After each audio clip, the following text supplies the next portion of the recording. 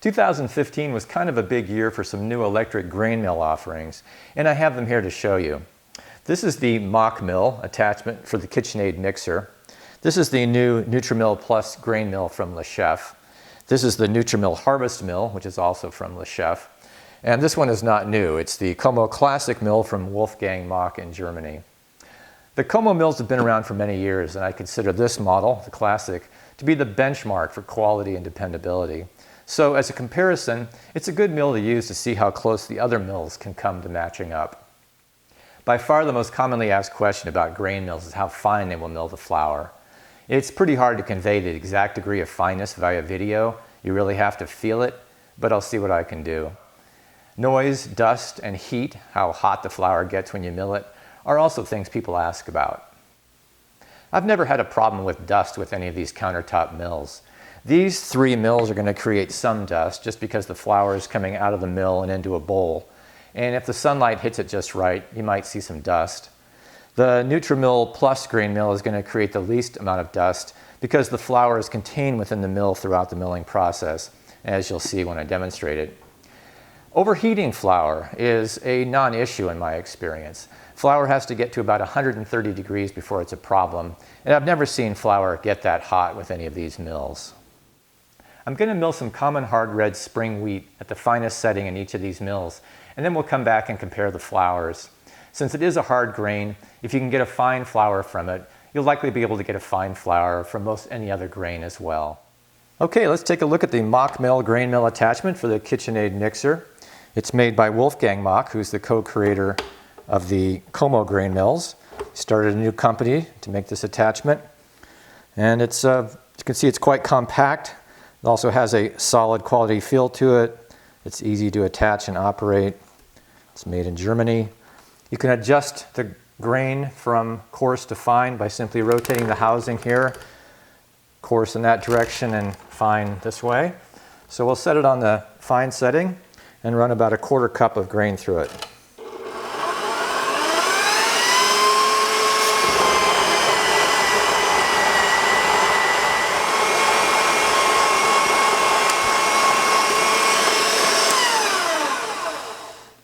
So this mill is simple and easy to use. It works well. It's also a little bit slow. Fortunately, you can be doing other things while it's milling, so speed doesn't have to be a consideration so much in this case. And this mill runs $200. This is the Nutrimill Plus grain mill. Brand new at the time of this video.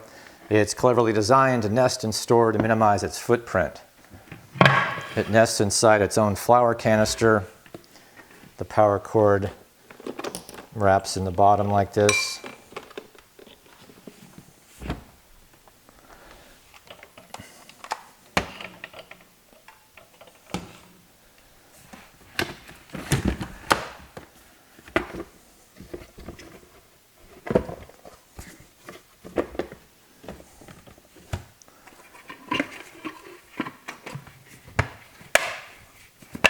And then this tube extends out of the canister and plugs into the main body of the unit, and you're ready to go.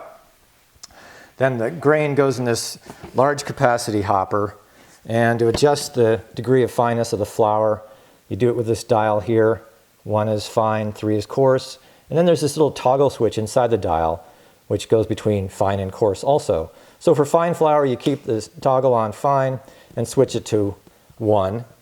And when you turn it on, you notice that it jerks like that, and the canister can become separated from the main body of the mill. So it's a good idea to put your hand on it when you turn it on.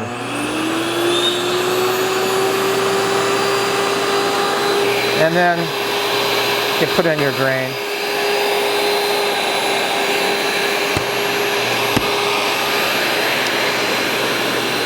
And the flour is going to go into here. Now, when you're doing a small amount of grain like this, it needs a little help getting the last of the grain to go through.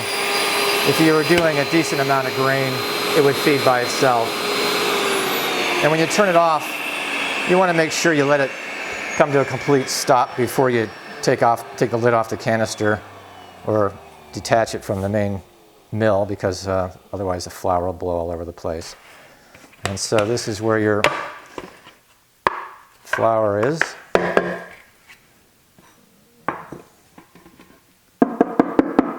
We'll come back and look at this later. And this mill runs $240. The Nutrimill Plus also comes with this ring that's used if you want to bag your flour. You put a plastic bag in the canister, and the ring goes in here like this, and the lid on, and then your flour will go neatly into this plastic bag for storage. Okay, the Nutrimill Harvest. Harvest is obviously designed to compete with the Como mills. The similarity in styling is rather obvious. Before I get into the Harvest though, I want to show you the Como Classic. I've been using this mill a lot for the past several years, and it's super simple to use. There's an on-off switch on the side, and you adjust the grind from coarse to fine by rotating the hopper. Coarse in that direction, you can get very coarse all the way up to coarse cracked grain to fine by just rotating it clockwise. And there's these little dots along the front to remind you that big dots are for coarse, the small dots are for fine. And it adjusts in discrete increments that you can feel. For the finest setting, you can actually easily adjust it by ear. What I do is I turn on the mill and I rotate it until the stones just start to touch. And you can hear it, it's very easy to hear. And then I back it off one teeny increment so they're not touching, they're close but not quite touching. And then when you put your grain in, you've got a fine setting.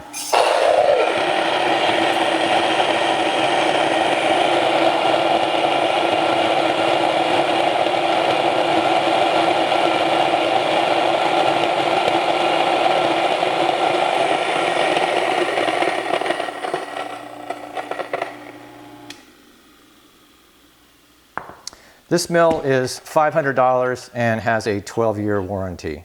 The Nutrimill Harvest works very similarly to the Como mill and uses the same corundum ceramic milling stones, but instead of turning the hopper to adjust the grind, you adjust this knob inside the hopper. And I find that it's not quite as obvious as it is with the Classic when you've adjusted the stones to the finest setting, but it's not hard to figure out. While you'd think that adjusting the heads to where it sounds like they're touching would give you a fine setting like it does with the Como, it doesn't. When I turn it on and adjust the heads to where you hear the stones touch, and then back it off a little bit, that's actually a pretty coarse setting, as I'll demonstrate.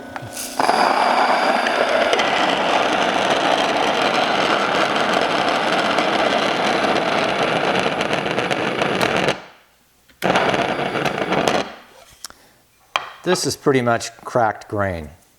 So I'm going to dispose of that and try it again. Only this time I'm going to adjust it so that they're touching, and then I'm going to go a little bit farther.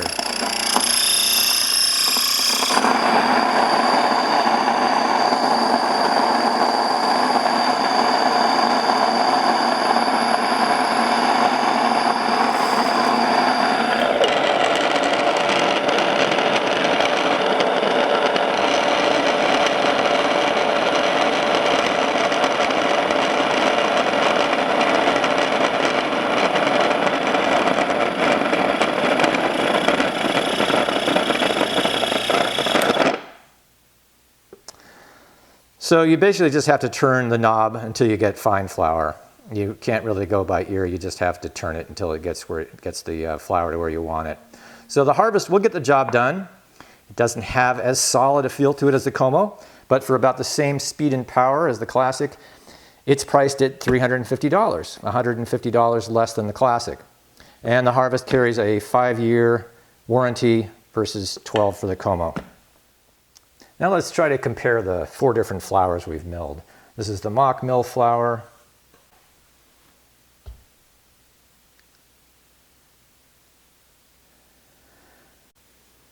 the Nutrimill Plus,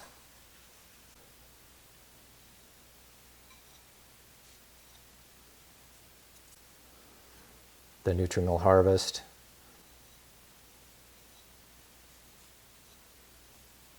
and the Como Classic.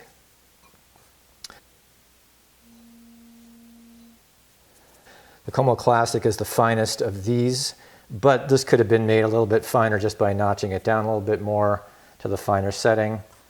This is excellent flour. The Mockmill flour is excellent also. I wouldn't hesitate for a second to use any of these flours for baking bread. And now I'm going to show you something you can do to make them even finer if you want to.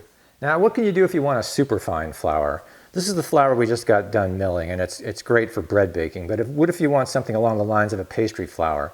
There are a couple things you can do. One thing I do sometimes is double milling. After milling the whole berries, I run the flour back through the mill. It goes pretty fast and works fine for the most part. It doesn't work well on the Mockmill. The flour plugs up the hopper feed, but there's an alternative to that I'll show you in a bit. So what you do is just turn the mill back on to the fine setting and run it back through. The flour won't feed on its own, so you have to use like this basting brush to push the flour around to get it to go through the feed.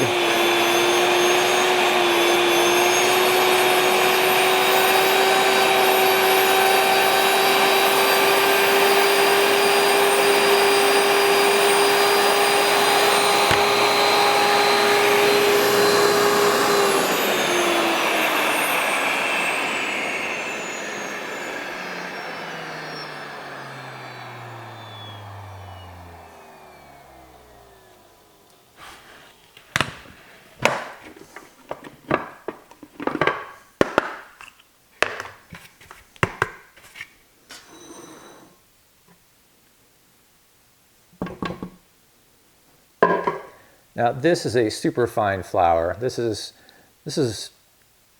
I'd call this pastry flour. It's powder-like really. So this is a super effective way of taking it to another level of fineness. As an alternative or in combination with double milling, you can also sift out a lot of the bran and coarse material with a fine mesh screen. We sell these screens and they make what's known as bolted flour or high extraction flour.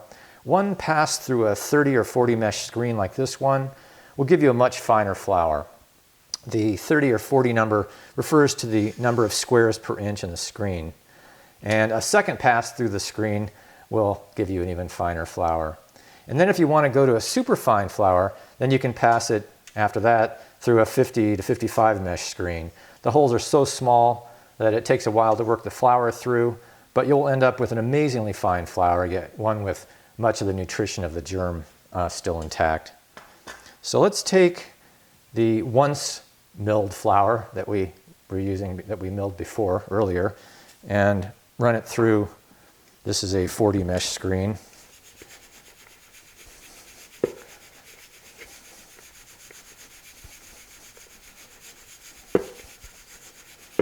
And you can see how much bran there is in here.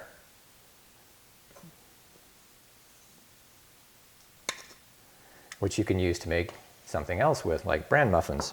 And then what you have left behind is a pastry flour. This might be even just a little bit finer than the double milled flour. It's about the same. Now, if you want to take it yet another level of fineness, pass it again through, this time the 50 mesh screen.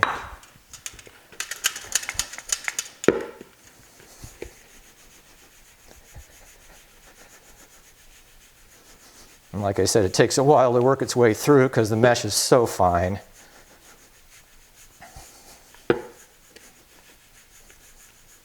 This will give you something pretty close to an all-purpose flour. And yet, like I said, with much of the germ left, much of the nutritional germ left intact.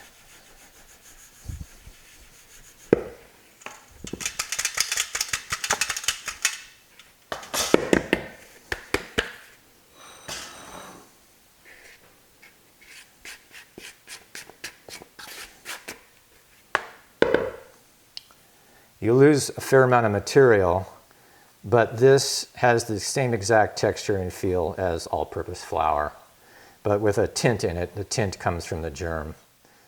So that's almost everything I know about milling. I hope you found this video useful. Please let us know if you have any questions.